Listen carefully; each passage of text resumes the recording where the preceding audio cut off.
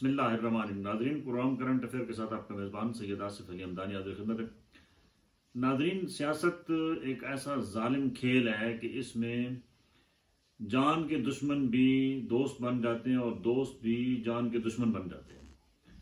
PTI जिसके बारे में ये कहा जा रहा था कि पीटीआई कभी भी मौजूदा हुकूमत को न कबूल करेगी और ना ही इनके साथ बैठ के कोई मामलात की तरफ पेश रफ्त हो गए, आज अचानक सूरत हाल तब्दील हो गई और वजीर आला खैबर पख्तूनख्वा अली अमीन गंडापुर जो है वो वजीर आजम हाउस पहुंच गए।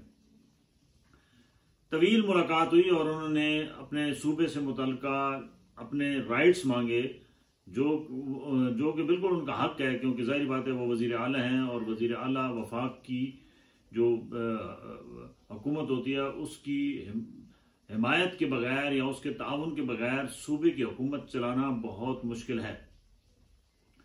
अली अमीन गंडापुर ने वाजिबात की बात की कि हमारे बिजली की मद में कई 100 अरब रुपए जो है वो बकाया जात हैं वो हमारे सूबे को दिए जाएं ताकि हम सूबे का नज़्म नस्क चला सकें।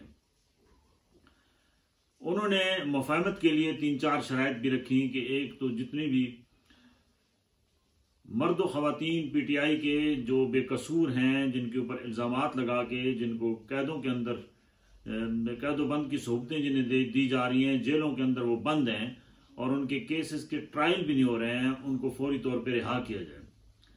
दूसरा, उन्होंने इमरान खान से मुतल्लिक कहा कि इमरान खान जो है वो इस मुल्क का सबसे बड़ा लीडर है, उसको बाहर निकाला जाए क्योंकि उसके ऊपर जितने केसेस हैं वो बोगस हैं। और एक मुश्तरका प्रेस कॉन्फ्रेंस भी वज़ीर आज़म की मुलाकात के बाद जो है वो मुश्तरका प्रेस कॉन्फ्रेंस भी हुई जो एहसन इकबाल और अली अमीन गंडापुर ने की। और अली अमीन गंडापुर का कहना था कि इस वक्त जो सूरत हाल है उसमें हमारे जितने तहफ़्फ़ुज़ात हैं उससे आगाह कर दिया गया है और जो मेरा सूबा है खैबर पख्तूनख्वा उसके लिए उसके मसाइल के हल के लिए मैं हर हद तक जाने को तैयार हूँ। अली अमीन गंडापुर ने गो के वहाँ पे जिस तरीके से एक चार्ज बतौर वजीर आला संभाला है उसमें कोई शक नहीं कि वो एक निडर और बेबाक इंसान है और उसके अंदर ये सलाहियत है कि वो कर गुजरेगा, क्योंकि उसने केपीके के अंदर बहुत सारे जो है वह इनकलाबी इकदाम इन चंद दिनों में उठाए हैं जिसमें उसने तमाम मराहत ख़त्म कर दिए हैं। जितने साबिक वज़राए, रिटायर्ड होने वाले वज़राए आला, गवर्नर और जो ब्यूरोक्रेट्स थे जिनको मराहत हासिल थी वो तमाम की ख़त्म कर दी हैं। उन्होंने कहा कि अगर आपने जो है वो सिक्योरिटी रखनी है या आपने पेट्रोल डलवाना है तो अपने पैसों से डलवाएं। सूबा जो है वह एक्स्ट्रा कोई भी खर्चा बर्दाश्त करने को तैयार नहीं है।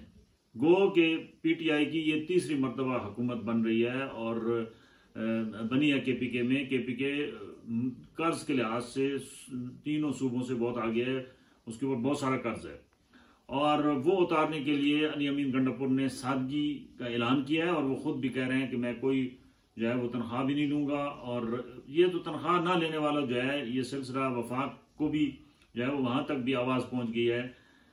वजीर आजम साहब ने कहा मैं भी तनख्वाह नहीं लूंगा, वजीर दाखिला मोहसिन नकवी साहब ने कहा मैं भी तनख्वाह नहीं लूंगा, बहुत सारे और वज़रा हैं जिन्होंने कहा है कि हम तनख्वाह नहीं लेंगे और हम फी सबीलिल्लाह काम करेंगे। सदर पाकिस्तान आसिफ अली जरदारी साहब ने भी फरमा दिया है कि हम तनख्वाह नहीं लेंगे। और भाई आप तनख्वाह न लें, आपको ये तनख्वाह चंद लाख रुपए है, ये तो आपके चंद घंटों की मिनटों की कमाई है। अवाम को बेवकूफ़ न बनाएं।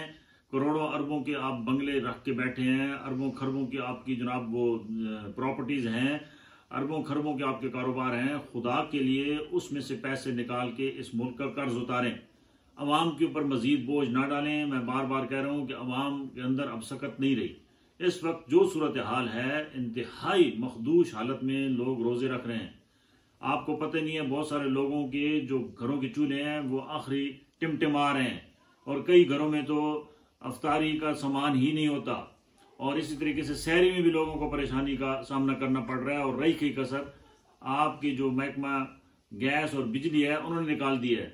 अक्सर गैस गायब होती है और बाज़ इलाकों में बिजली भी गायब है। खुदा के लिए ये डिकोस्ले और ये जो है पॉइंट स्कोरिंग वाले काम छोड़ दें। अवाम जानते हैं कि आपने इस मुल्क से कितना पैसा कमाया, सबको पता है, बच्चे बच्चे को पता है इस मुल्क को कंगाल किस तरीके से किया गया, खरबों का मकरूज कैसे किया गया, सबको पता है। अब ये कहानियां और ये जितने ड्रामे हैं ये बंद किए जाएं और सीरियसली इस अवाम के लिए कुछ अगर करना है तो उसके लिए अमली इकदाम उठाएं।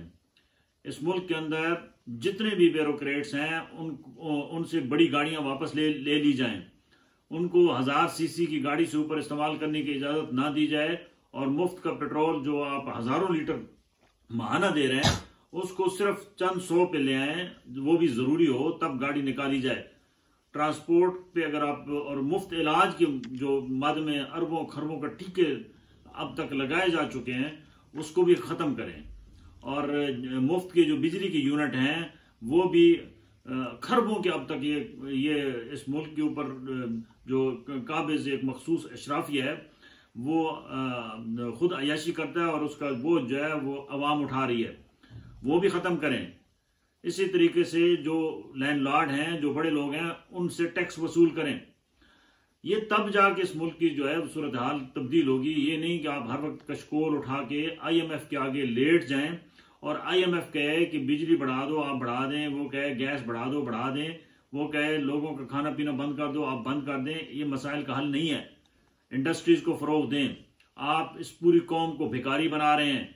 ये सब्सिडी के नाम पे जिस तरीके से लूट मार का इस वक्त बाजार गर्म है, सियासी बेस पे लोगों के घरों जो मुस्तहिक हैं उन तक ये नगेबान प्रोग्राम हो या कोई और प्रोग्राम हो, सब्सिडी का सामान जो है वो नहीं पहुंच रहा है।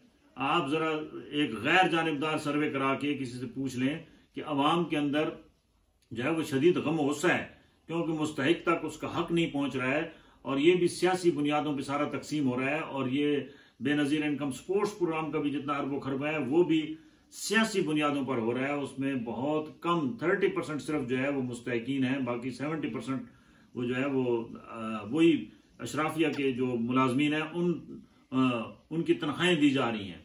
ये सिलसिला बंद होना चाहिए अगर इस मुल्क को आगे बढ़ाना है। खुदा के लिए ये नमूद नुमाइश और ये जितनी अयाशियां हैं ये ख़त्म करें, काबीना मुख्तसर रखें और इनकी भी जो मराहत हैं वो जीरो कर दें जैसे तालिबान ने किए हैं। ये तब जाके मुल्क जो है मौजूदा इस मुआशी जो इस वक्त दलदल है उससे निकल सकता है। बसूरत दीगर आप जितने मर्जी कर्जे लेते रहें, सिवाय अवाम को कंगाल करने के कुछ हासिल होने वाला नहीं है और अवाम के पास अब बचा ही कुछ नहीं है। अवाम अब सिर्फ एक ही रास्ता इख्तियार करने को तैयार हैं कि अगर अब की बार आपने कोई बहाना बनाया, क्योंकि आप 35-40 साल से इस अवाम के ऊपर तजर्बे कर रहे हैं, अभी तक इस अवाम को सिवाय रुसवाई के, सिवाय जिलालत के, सिवाय बेरोजगारी के, सिवाय गुर्बत के कुछ नहीं मिला। अब ये मजीद तजर्बा का किसी सूरत अवाम अपने आप को नहीं बनने देंगे और ये आपके गिरबानों तक हाथ रखेंगे अगर इस दफा आपने डिलीवर ना किया तो। बहुत शुक्रिया, अपने गिरदोनवा के लोगों का ख्याल कीजिएगा।